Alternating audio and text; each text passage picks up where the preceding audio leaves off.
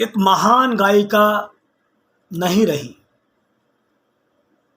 लता मंगेशकर सुरों की रानी थी, जिन्होंने दशकों तक संगीत की दुनिया पर राज किया।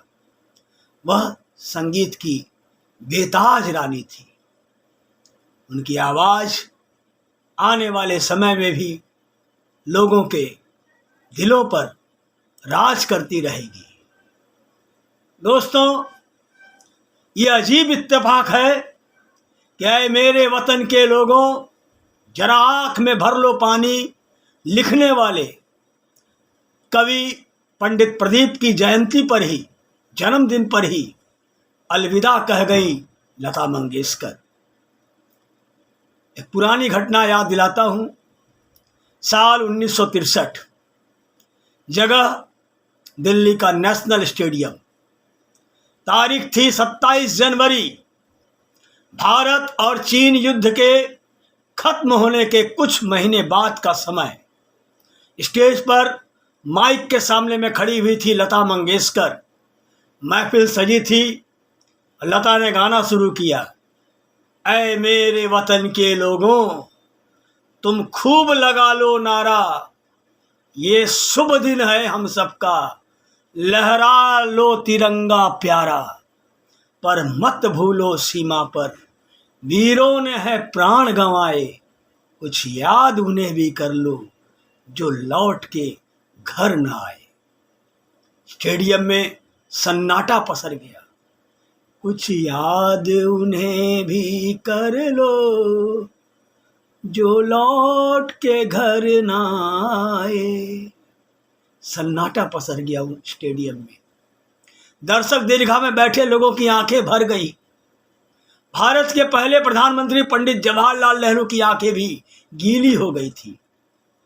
इस गाने में सिर्फ लता की आवाज का जादू नहीं था, बल्कि कवि प्रदीप के कालजयी बोल भी थे।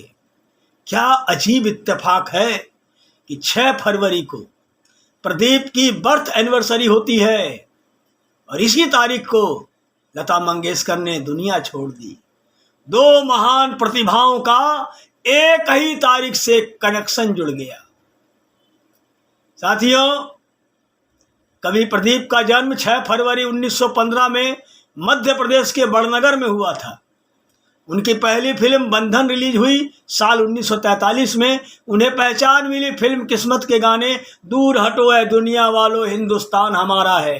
कहा जाता है कि ये गाना सुनकर ब्रिटिश सरकार इतनी बौखला गई थी कि बचने के लिए प्रदीप को अंडरग्राउंड होना पड़ा।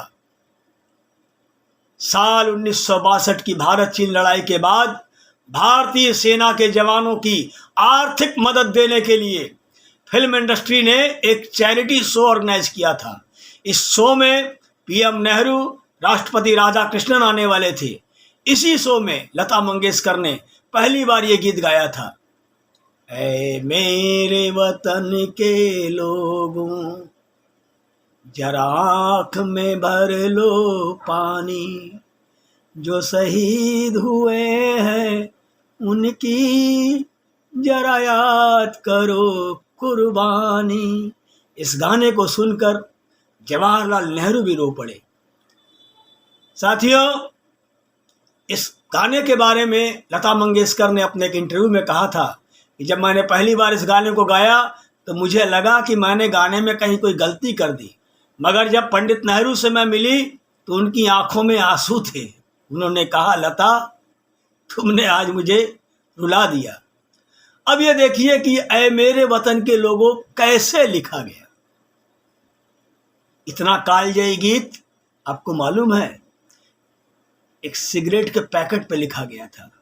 जी हाँ दोस्तों, एक रोज प्रदीप ऐसे ही माहिम बीच पर टहल रहे थे। उनके दिमाग में एक लाइन आई और फट से पूरा तैयार हो गया। उस समय उनके पास न तो पेन था और न डायरी, मगर गाने के बोल तो लिखने ही थे।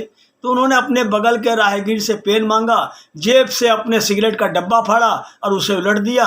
उस छोटे से कागज पर प्रदीप ने देशभक्ति का वो गीत लिखना शुरू कर दिया जो आइकॉनिक बन गया। घर पहुंचकर प्रदीप ने उस गाने को खत्म किया। प्रदीप चाहते थे कि इस गीत को लता गाए, उन्होंने लता से गुजारिश की और लता मान गई। बात तय हुई कि लता आशा का डुएट सॉन्ग होगा, मगर आशा ने म्यूजिक डायरेक्टर को फ़ोन करके बता दिया कि उनकी तबीयत थोड़ी नासाज है, इसलिए वो दिल्ली नहीं जा पाएंगी। इसलिए गाना सोलो लता का हो गया। बताया जाता है कि साल 1963 में ही दिल्ली में हुए कंसर्ट में कभी प्रदीप को तो बुलाया ही नहीं गया था। आज प्रदीप नहीं है और आज अब लता मंगेशकर भी नहीं रही। देशभक्ति के इस गाने को लिखने वाले प्रदीप की जयंती पर ही इस गाने को गाने वाली लता मंगेशकर दुनिया को अलविदा कह गई। Life is strange. वास्तव में लाइफ